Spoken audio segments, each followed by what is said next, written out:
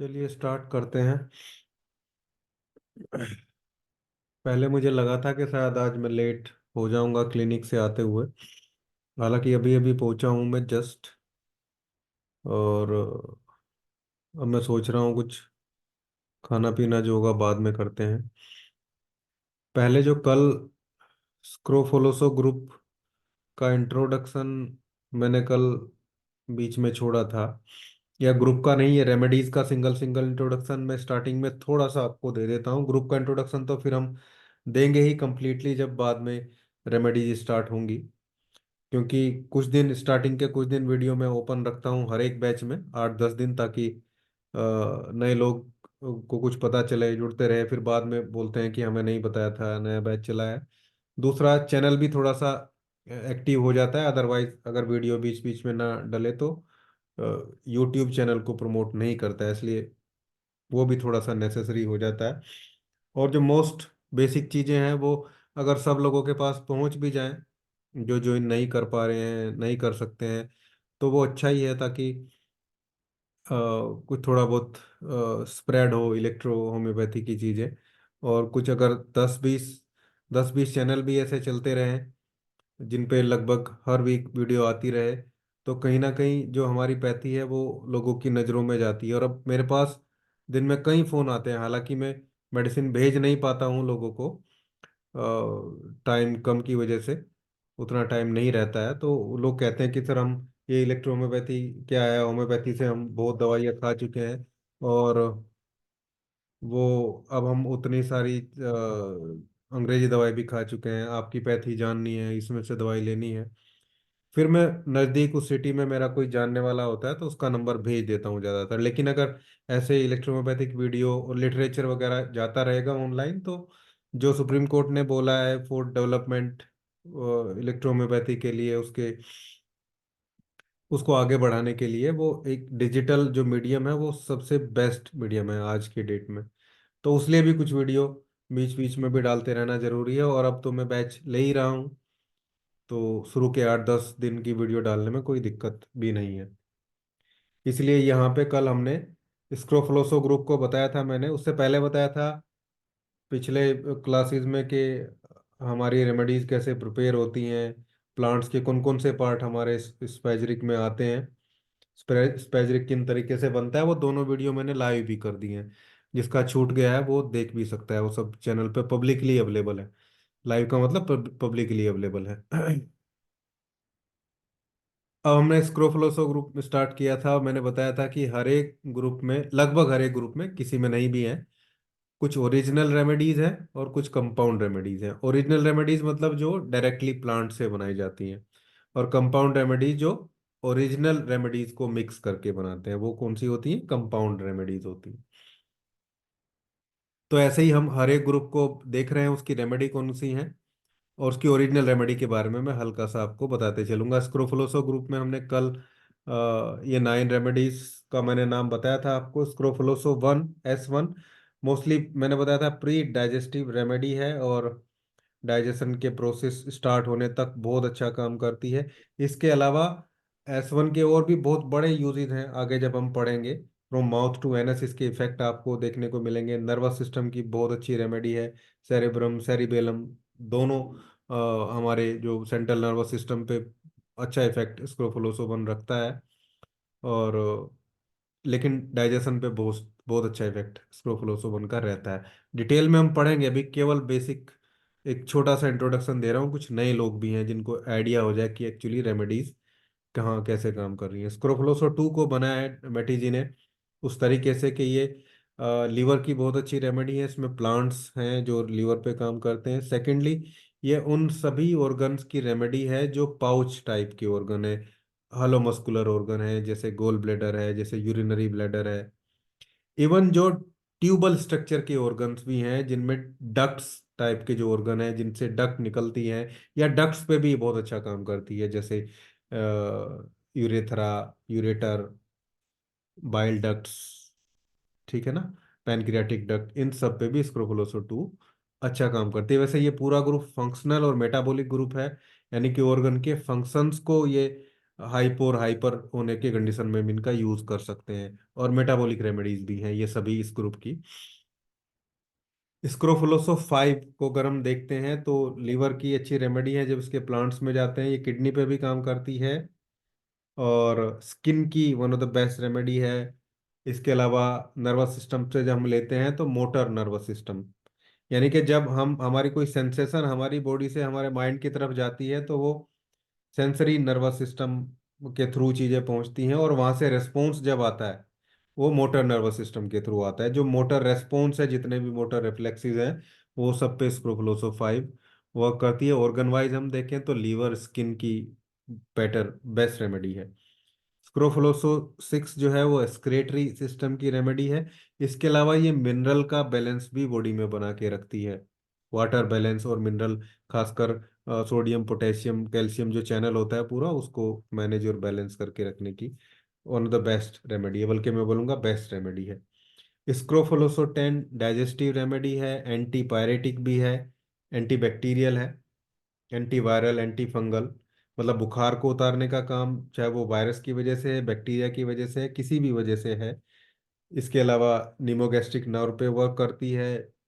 आप समझिए कि बहुत अच्छी ये रेस्पिरेटरी सिस्टम पे भी बहुत अच्छे से काम करती है। Not only digestive remedy but respiratory system की भी बहुत अच्छी रेमेडी है, खासकर ब्रोंकियल से जो upper respiratory tract, lower respiratory tract, सभी पे ही स्क्रोफुलोसो 10 को हम यूज कर सकते हैं। Vagus nerve, nervous system, thyroid gland, इन सब पे स्क्रोफुलोसो 11 काम करती है। इसके अलावा ये रेस्पिरेटरी सिस्टम पे भी इफेक्ट है, क्योंकि कहीं ना कहीं वेगस नर्व, नीमोगैस्ट्रिक नर्व, ये सब कहीं जब कॉन्ट्रैक्शन होता है तो अस्थमेटिक अटैक के तरीके से भी ये उसको रोकने का भी काम स्क्रोफुलोसो 11 करती है। एक शॉर्ट इंट्रोडक्शन दे रहा हूँ बस, केवल अभी आगे रेमेडीज को हम पढ़ेंगे, बहुत डिटेल में पढ़ेंगे एक एक प्लांट को और एक एक रेमेडीज को। प्रोटोकॉल्स भी तभी अच्छे तरीके से निकल के आएंगे। यहाँ भी कुछ चीजें बताऊंगा अभी शॉर्ट में। S12 बहुत अच्छी रेमेडी है आंखों के लिए, मेमोरी के लिए, और सडन हेडेक अगर कुछ होता है तो उस पे भी स्क्रोफुलोसो 12 बहुत अच्छा काम करती है।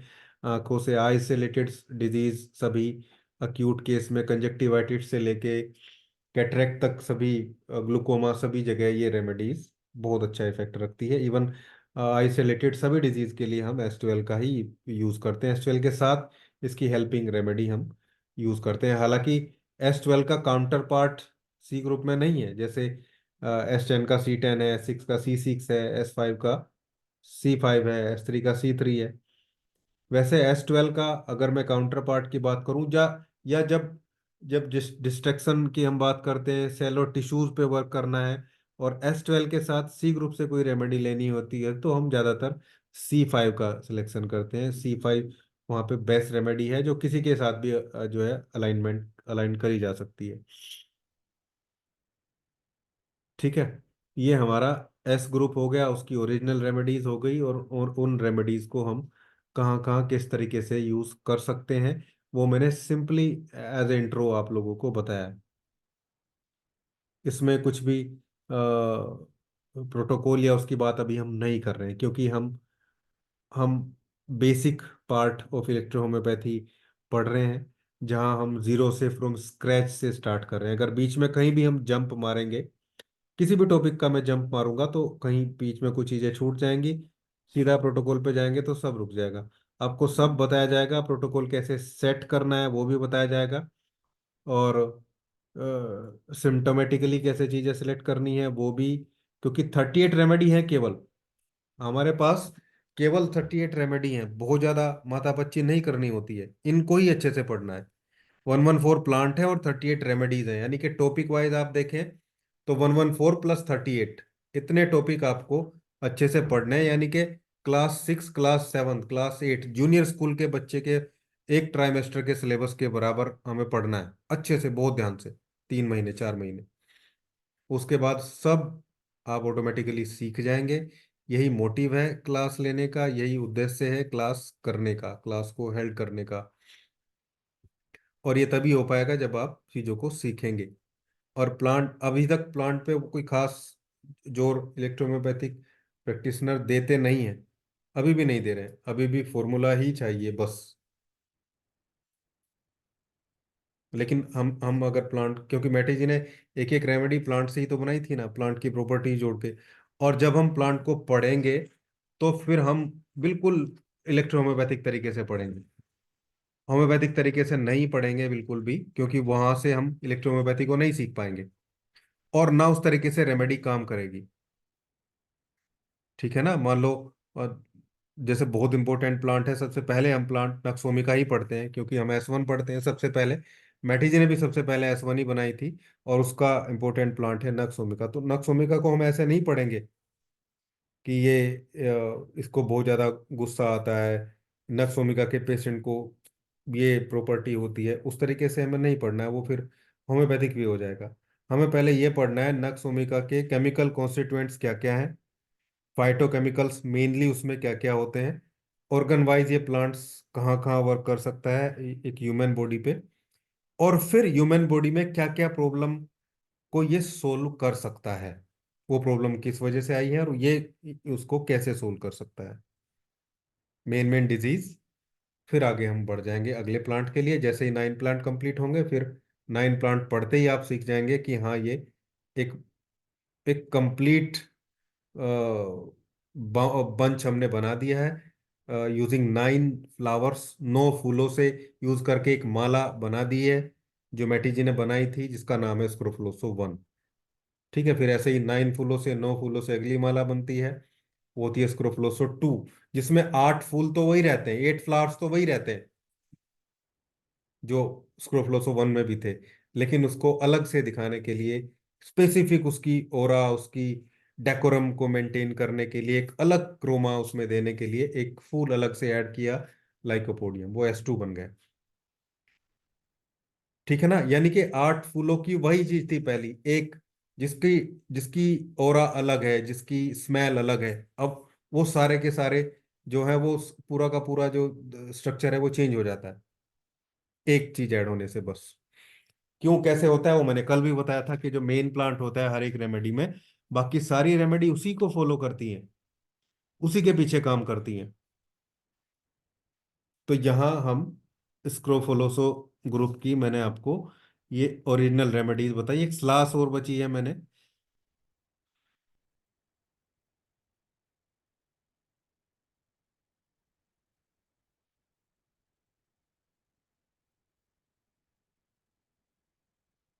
स्लास, एस स्लास, ये एनोरेक्टल रेमेडी है, इंटेस्टाइन के पेरिस्टालसिस को बढ़ाती है। कल भी मैंने थोड़ा सा बताया था इसके बारे में, स्टूल को सॉफ्ट करती है। इसके अलावा और भी प्रॉब्लम है बहुत सारी जो जिससे एसलास को यूज किया जा सकता है। इसके अलावा एसलास में एलोवेरा है, तो इसको एक्सटर्नली हम हेयर ऑयल वगैरह में भी यूज कर सकते हैं। बहुत अच्छे रिजल्ट ये देती है वहाँ पे फंगल इन्फेक्शन वगैरह को ठीक करने के लिए, हेयर ऑयल जो बनाते हैं बालों पे लगाने के लिए। ठीक है। तो ये हमारी एस स्लास हो गई, स्लास, ये टोटल हमारी इसकी रेमेडी होगी। अब हम अ, एक नई स्क्रीन शेयर करते हैं।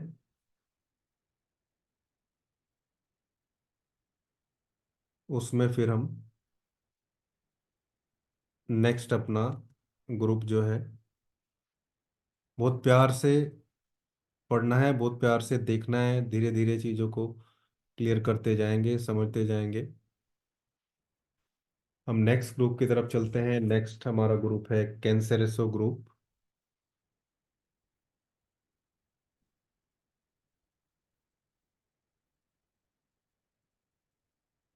कैंसरेसो ग्रुप। ठीक है। और मैंने बताया था कि हर एक ग्रुप में ओरिजिनल रेमेडीज भी हैं, कंपाउंड रेमेडीज भी हैं, तो इस ग्रुप के साथ भी ऐसा ही होगा।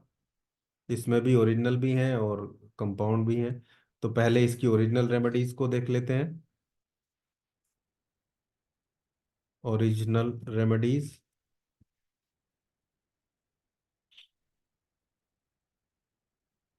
इनका भी इंट्रोडक्शन पूरा करेंगे अभी। कैंसरेसो 1, कैंसरेसो 2, ये शॉर्ट नाम है इनके, कैंसरेसो 3, कैंसरेसो 4, कैंसरेसो 5 एंड कैंसरेसो 6। ठीक है, यहाँ तक एक सीक्वेंस में चलेगी। इसके बाद C7, C8, C9 original remedy नहीं है, वो कंपाउंड रेमेडी है। C10 के बाद C13, बीच में दो रेमेडी नहीं है। फिर C15, एक रेमेडी नहीं है। फिर C17, यहाँ भी एक रेमेडी नहीं है। These are original remedies of C group, कैंसरेसो ग्रुप।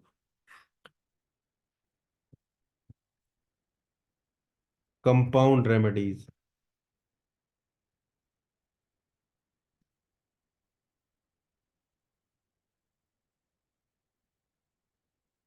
सी ग्रुप की कंपाउंड रेमेडीज हैं।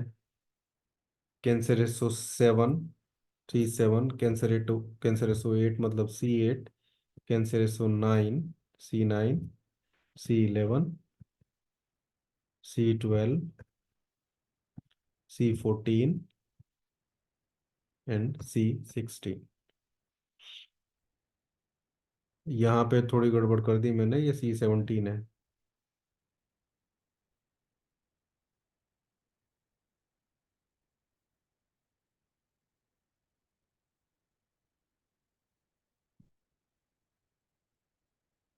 दिस इज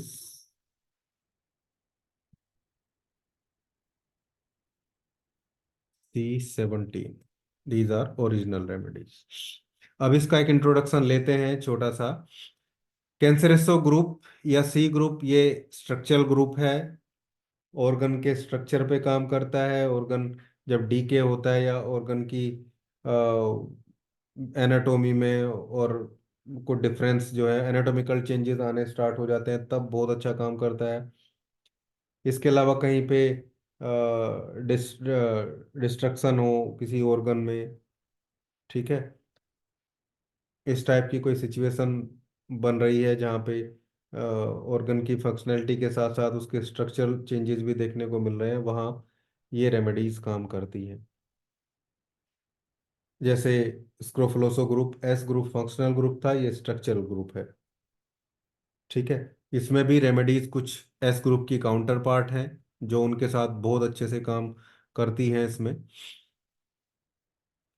इसमें कैंसरेसो 1 जो C1 है, ये हालांकि one of the best female remedy है, लेकिन फीमेल के भी यूट्रस पे बहुत अच्छे से काम करती है। इसके अलावा बहुत सारे हार्मोनल जो सिक्रेशन है उनकी रेमेडी है, क्योंकि ये अच्छी रेमेडी है सेंट्रल नर्वस सिस्टम के लिए भी। प्लस जो मेन हमारी दो ग्लैंड हैं, खासकर पिट्यूटरी और हाइपोथैलेमस, इनकी बहुत अच्छी रेमेडी है कैंसरेसो 1 C1।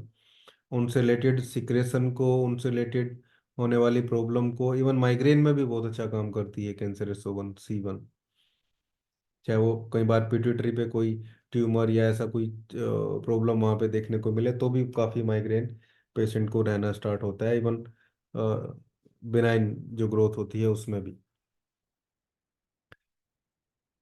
चलिए, कैंसरेसो 2, ये S2 का काउंटर पार्ट भी है स्क्रोफलोसो 1 जो अभी मैंने बताया एस ग्रुप में, जहाँ पे ये फंक्शनल रेमेडी है सभी होलोमस्कुलर पाउच टाइप ऑर्गन्स की। वहीं पे कैंसरेसो 2 उन सभी ऑर्गन की स्ट्रक्चरल रेमेडीज है। इसके अलावा ये टंग पे भी, जीभ पे भी बहुत अच्छा इफेक्ट है इसका। और सभी जो सॉफ्ट टिश्यूज हैं वहाँ पे अच्छा काम करती है। स्क्वेमस सेल की भी अच्छी रेमेडी है। स्क्वेमस सेल कार्सिनोमा पे भी कैंसरेसो 2 बहुत अच्छा काम करता है। इसके अलावा मुंह में जो वेनस सर्कुलेशन है, माउथ में वेनस सर्कुलेशन की भी अच्छी रेमेडी है कैंसरेसो 2। बाकी हम पढ़ेंगे ये बहुत कुछ इसके बारे में आगे, इसके प्लांट्स के बारे में जब हम देखेंगे तो बहुत वाइड रेंज में हमें पता चलेगा। कैंसरेसो 3 C3 ये S3 जो स्क्रोफलोसो ग्रुप में उसकी काउंटर पार्ट भी है स्क्रोफलोसो 3।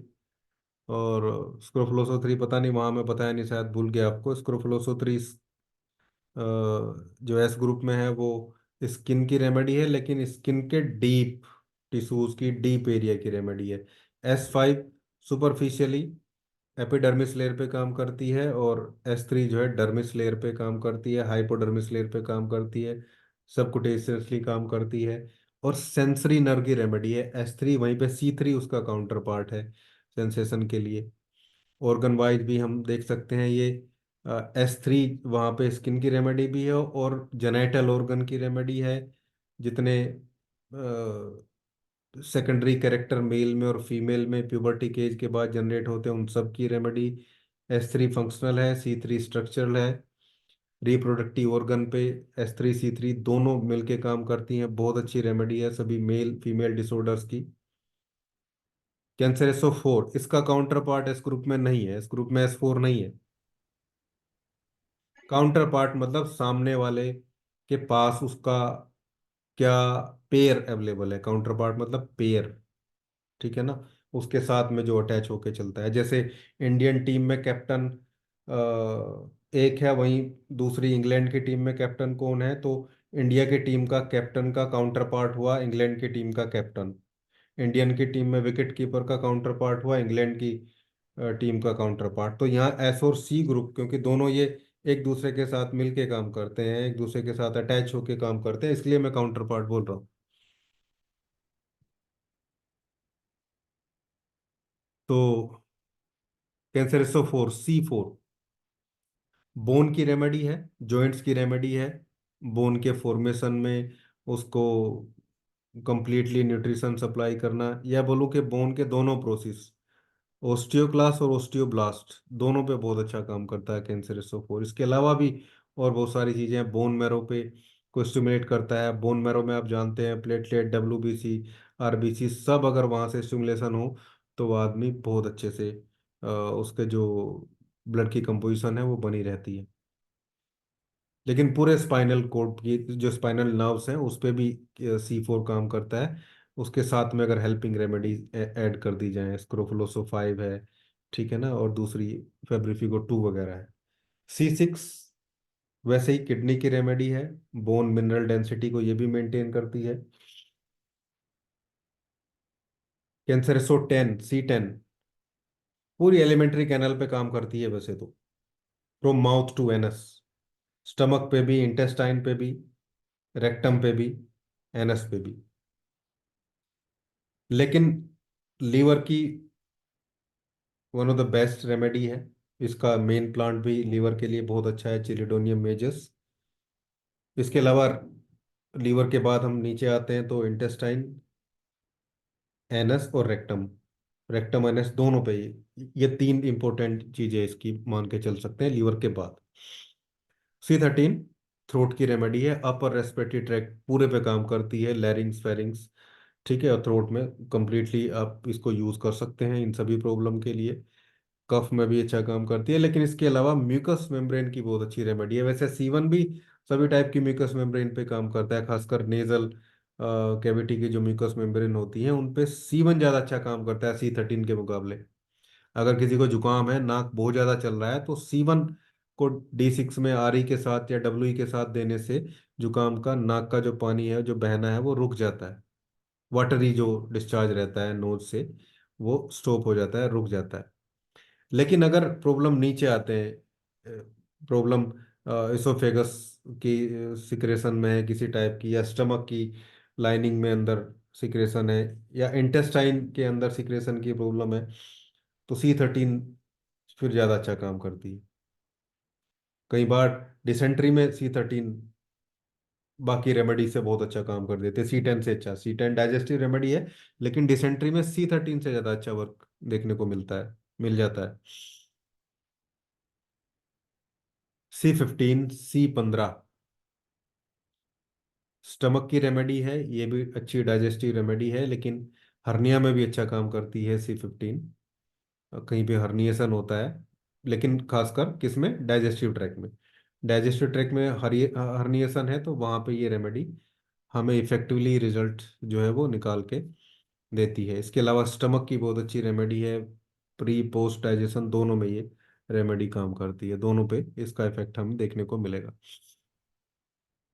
C17 कंप्लीट एक्सक्रेटरी ऑर्गन की रेमेडी है, पैनक्रियाटिक रेमेडी भी है, और इंसुलिन और ग्लूकोज के कोऑर्डिनेशन को भी मेंटेन करती है C17। Urinary bladder, urethra, ureter, kidney, सब जगह जो है हमारी रेमेडी काम करती है। हालांकि जैसे हम पढ़ते हैं कि भाई S6 और C6 किडनी की रेमेडी है, S2 C2 ब्लैडर्स की रेमेडी है, ट्यूब की रेमेडी है। पूरे एक्सक्रीटरी सिस्टम पे दो रेमेडी का काम हो गया। फंक्शनली S6 और S2, और स्ट्रक्चरली C6 और सॉरी C2, S2 C2 और S6 C6। लेकिन C17 वो सारे काम कर सकती हैं जो ये चारों रेमेडी करती है, ग्लूकोज और इंसुलिन और पैनक्रेटिक फंक्शन के अलावा। कंपाउंड रेमेडी जब आएगी तब उनको पढ़ेंगे। ये C ग्रुप की हमारी ओरिजिनल रेमेडीज थी। ठीक है। इसके बाद नेक्स्ट हमारा ग्रुप है, वर्मीफिगो को भी पढ़ सकते हैं, एनजीटी को भी देख सकते हैं। जब हम क्लास करेंगे तो उसी के अकॉर्डिंग। लेकिन मैं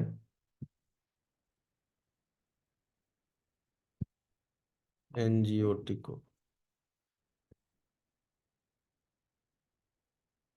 ठीक है, एक ग्रुप भी जिसको हम शॉर्ट में बोलते हैं, इसमें जो ओरिजिनल रेमेडीज हैं वो है A1, A2, A3, A3। वहीं इसमें जो कंपाउंड रेमेडीज हैं A4 और A5। कुछ लोगों ने A6 और आगे भी बना के चीजें रखी हैं, लेकिन आप समझिए कि ज्यादातर जो यूज होने वाली है या जो स्टार्टिंग में शुरुआत में ऐड हुई है इलेक्ट्रोमियोपैथी में, वो A4 और A5 हैं। कंपाउंड रेमेडीज, ओरिजिनल रेमेडीज हैं A1 और A2।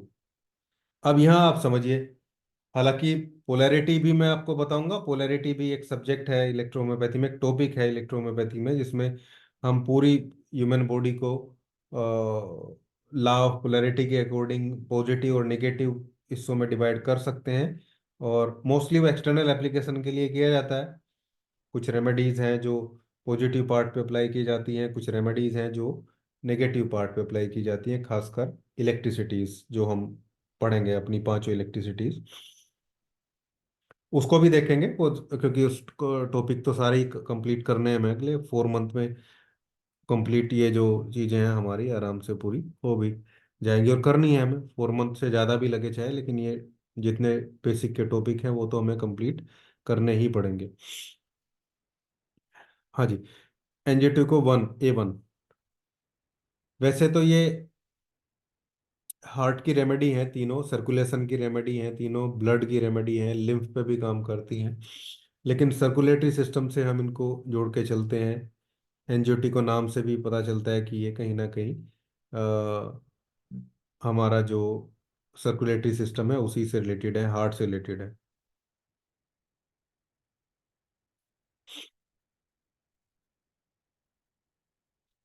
तो एंजियोटी को 1, केवल हार्ट की बात करते हैं तो हार्ट के लेफ्ट साइड, लेफ्ट साइड के चेम्बर। इसके अलावा जब सर्कुलेशन की बात करते हैं तो आर्टरीज, यानी कि वो ब्लड वेसल्स जो ऑक्सीनेटेड ब्लड को लेके जाती हैं, उससे रिलेटेड डिजीज सारी। इसके अलावा भी और बहुत सारे फंक्शन है, सेंट्रल नर्वस सिस्टम पे भी काम करती है। जैसे वर्टाइगो में भी बहुत अच्छा काम करती है। नोजिया और वर्टाइगो जब एक साथ रहते हैं, किसी को चक्कर आना और उल्टी आना, तो S11 के साथ A1 आप दे दीजिए, D10 में दे दीजिए, D30 में दे दीजिए, D8 में दे दीजिए, इवन D6 में भी काम करेगा। D6, D7, D8, D9, D10 तक कैसे भी आप दे दें। S11 और A1 दोनों रेमेडी, नोजिया वर्टाइगो चक्कर आना, किसी को ऊपर देख के आते हैं, नीचे देख के आते हैं, सर्वाइकल की वजह से आते हैं, मेनेरियल डिजीज की वजह से आते हैं, कोई फर्क नहीं है। एनीमिया की वजह से आ रहे हैं, कोई कोई दिक्कत नहीं है। बस कुछ भी प्रॉब्लम रहे, S11 और A1 को अगर आप देंगे, और अगर कोई इससे कोई ज़्यादा इफेक्ट ना लगे या कम लगे तो बी भी ऐड कर सकते हैं, S11 A1 और बी को D8 में या D10 में दे देंगे। वही एनजीटी को 2 A2, हार्ट के लेफ्ट राइट साइड के चैम्बर्स की रेमेडी है, और सारी वेनस सिस्टम पे काम करती है, वेनस सर्कुलेशन, जो डीऑक्सीडेटेड ब्लड को वापस सर्कुलेशन में लेके आते हैं। ऑक्सीडेटेड ब्लड से पूरा ट्रांसपोर्टेशन हो जाता है, सभी टिश्यूज को रिक्वायर्ड न्यूट्रिशन और ऑक्सीजन और ये सब सप्लाई करने के बाद जब ब्लड डीऑक्सीनेटेड हो जाता है, उससे ऑक्सीजन निकल जाती है, उसका रंग नीला हो जाता है, तब वो वेनस सर्कुलेशन के थ्रू वापस हार्ट में जाता है। उस पूरे सर्कुलेशन की रेमेडी एनजीटी को 2 है, A2 है। अब ये वेनस सर्कुलेशन की प्रॉब्लम चाहे पैरों में हो, वेरिकोज वेन हो जाए, चाहे एनस में हो, किसी को पाइल्स हेमोरॉइड्स हो जाए, A2 काम करेगी। मैंने उस दिन भी कल भी बताया था आपको, A2 का 200 सुबह शाम दे दीजिए। खतरनाक से खतरनाक जो ड्राई पाइल्स होते हैं, खासकर नॉन ब्लीडिंग पाइल्स, A2 केवल अकेली रेमेडी ठीक कर सकती है। हालांकि स्ट्रोफलोसो 2 भी अच्छी रेमेडी है, जब पढ़ेंगे तो समझ में आएगा, वो भी अच्छा काम करती है, लेकिन केवल A2 से भी चीजें सोल्व हो सकती है। A3 स्पेशली हार्ट की रेमेडी, हार्ट की रिदम के लिए, हार्ट की पंपिंग जो पावर है उसके लिए, हार्ट के सर्कुलेशन के लिए। और ये साइमल्टेनियसली आर्टरीज और वेन दोनों पे काम कर सकती है। इसके अलावा भी बहुत सारे इफेक्ट हैं। फीमेल रेमेडी है, फीमेल की बहुत सारी प्रॉब्लम को ठीक कर सकती है, एनीमिया और इन सब चीज़ों की अच्छे तरीके से ट्रीट कर सकती है एनजीटी को 3। बाकी जब A3 आएगा डिटेल में तब समझेंगे, फिलहाल ये इसका इंट्रोडक्शन था। अभी कुछ सेकंड में मीटिंग एंड हो जाएगी तो आप लोग दोबारा कनेक्ट करेंगे, फिर बाकी के जो बचे हुए ग्रुप हैं, पेटोरल ग्रुप और वर्मी फिगो वेनेरियो ग्रुप, उनका इंट्रोडक्शन हम लेते हैं। कोशिश करते हैं कि इंट्रोडक्शन को आज फिनिश कर दिया जाए, और फिर कल नेक्स्ट क्लास से हम जो है डाइल्यूशन और इन सब चीज़ों की तरफ बढ़ें, क्योंकि वो भी जरूरी पार्ट है। मेडिसिन पे जाने से पहले डाइल्यूशन हो जाए तो ज़्यादा अच्छा है। बेसिक चीज़ें जितनी क्लियर हो जाए, जितने भी रिक्वायर्ड है, ताकि जब आप मेडिसिन पे जाएं तो आपके दिमाग में रहे कि मैंने D6 बोला है तो D6 क्या है, D10 बोला है तो D10 क्या है। ये सब मैं चाहता हूँ, मैं इसलिए मैं चाहता हूँ कि सिक्वेंसली ही पढ़ाया जाए, हमेशा सिक्वेंसली में